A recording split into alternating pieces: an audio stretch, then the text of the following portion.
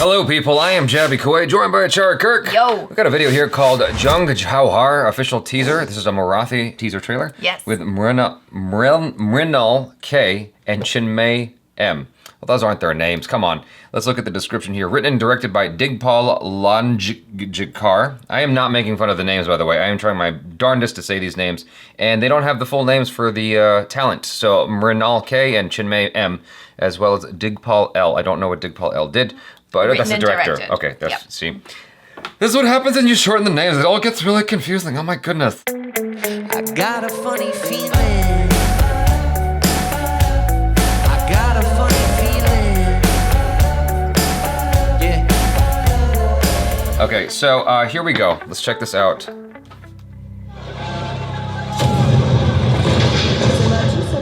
Wow. Oh, okay.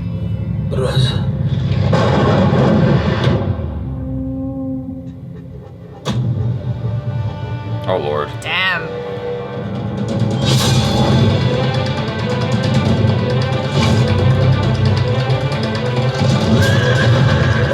विशालगडावर पोहोचल्यावर तोफांचे 5 मार द्या तोवर या खोडकिंडी टाकून होतो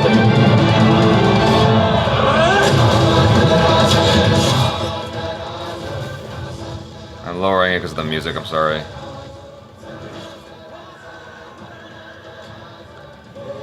Oh, wow. Oh.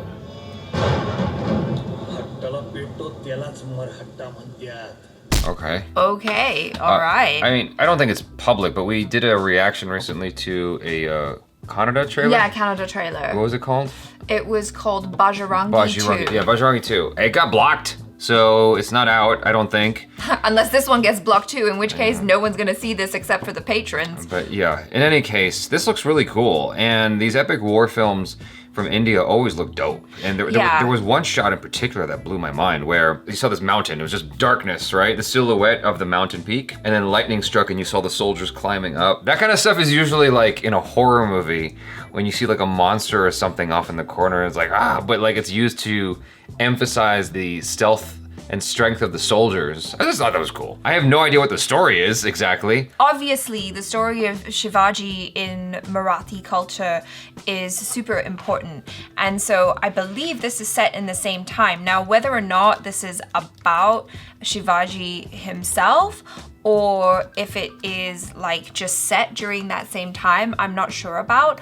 But the thing that kind of stands out to me about stories from this period and like that kind of revolve around this story is just how proud Marathi people are about their history, and like quite rightly so, because you know you have this like really awesome hero who was a real life person. Like I guess he was like a freedom fighter or something in a way. I pulled up the Wikipedia just because I didn't know who he was. You know, there's so many cool things about these warriors that seems to be such an integral part of the culture, this like warrior identity and doing the really awesome things like climbing up the walls. I think, was it when we had Chaya here, she was explaining to us how they had the like lizards that they used to like help attach onto the rock faces so that they could climb up the walls. Like, I just think that's just wild. Yeah, I don't remember that part of the conversation, but your memory is powerful. I like history. Yeah, so it says here for Shivaji, this is the Wikipedia article, Shivaji Bhosale the First. Shivaji was born 1627 or 1630 and then perished April 3rd, 1680. He didn't live very long, but obviously had a huge, tremendous impact. Hey, 50 years in those days was quite considerable, I think. I guess that's true.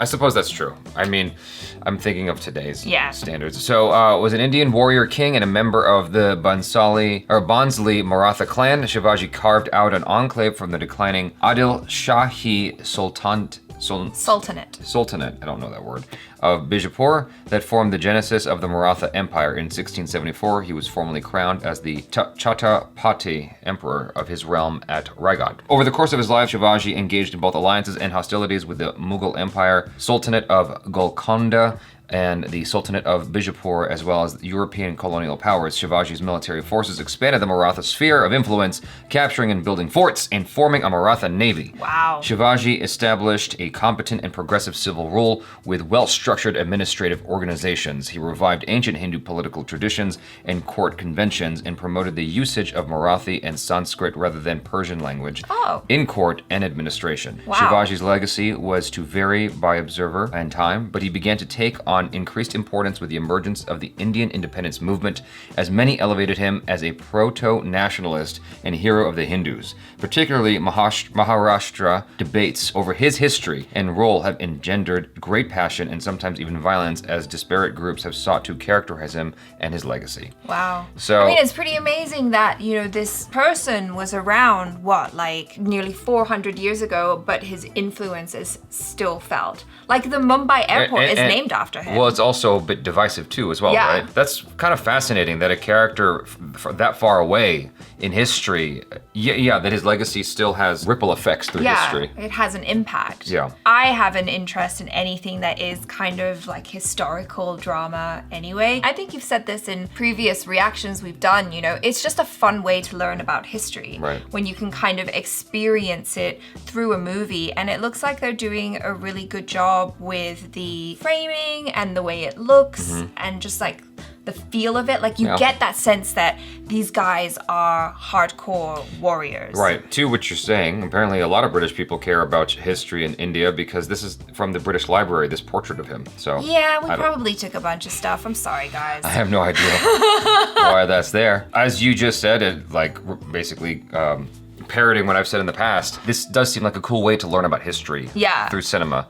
I mean, obviously, again, you have to take that with a grain of salt. Yeah. It's artistic licensing on the part of the filmmakers. I don't know, who knows how accurate their interpretation of the story is. It could be 100% accurate, but I feel like that level of accuracy is next to impossible. There's just no way to like have every single beat that went down back then, you know, perfectly. Were you there? No. Yeah. So everything history is written by the victors. Exactly. You know? So it's like everything that you have is influenced by whatever source you took it from. And then as a filmmaker, as a storyteller, you decide which aspects of that particular story are the ones that you want to focus on. Yeah, exactly. Yeah. But as you were saying, like the color and the stylized action and whatnot that they're showing here looks really, really cool. I just was captivated by the tone and feeling of it. I just wish I got the story a little bit better. Yeah, it's a teaser. So... Right. Well, yeah, that's fair. I suppose for anyone who's from this region, they're already familiar with it. Yeah. They're familiar with the history of it a lot more than we might be,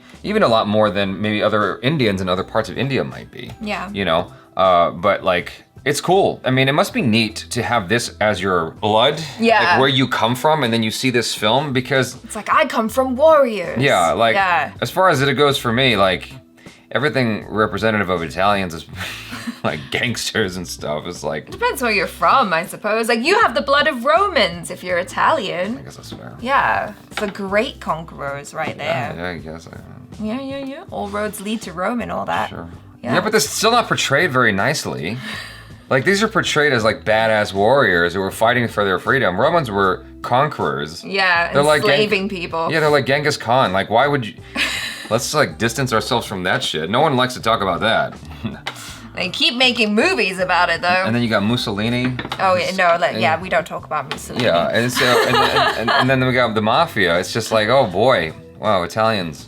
Great. So anyway, yeah.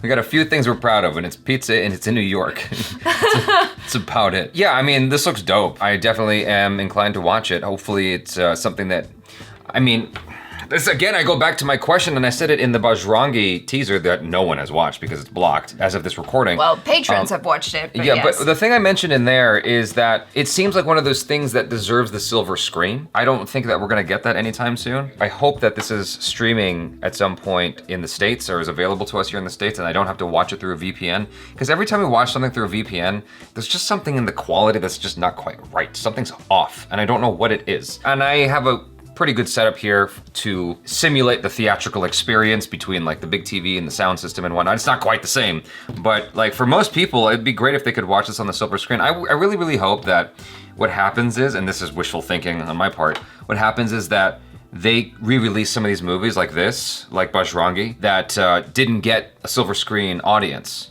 so that when COVID finally is like done with, people can see those films as they're meant to be watched. Right. You know, hopefully someday. We'll see. Yeah, I enjoyed this teaser, and let me know, you guys, in the comments below how you felt about it, especially if you're connected to this, if this is your history, how you felt about it, if it makes you excited, or if you're immediately seeing inaccuracies and you're like, that's not how it. And so, you know, I would love to hear from you guys in the comments. Check out ACHARA KIRK as well as the Jabs on the social media, YouTube. That's we're on YouTube, you guys, just in case you forgot. Real flick, Jaby KOAY, Jesus Christ. So Instagram, Twitter, all that good stuff. We have other reactions, reviews, short films, vlogs, and interviews. I am Jaby KOAY. This is ACHARA KIRK. Peace out.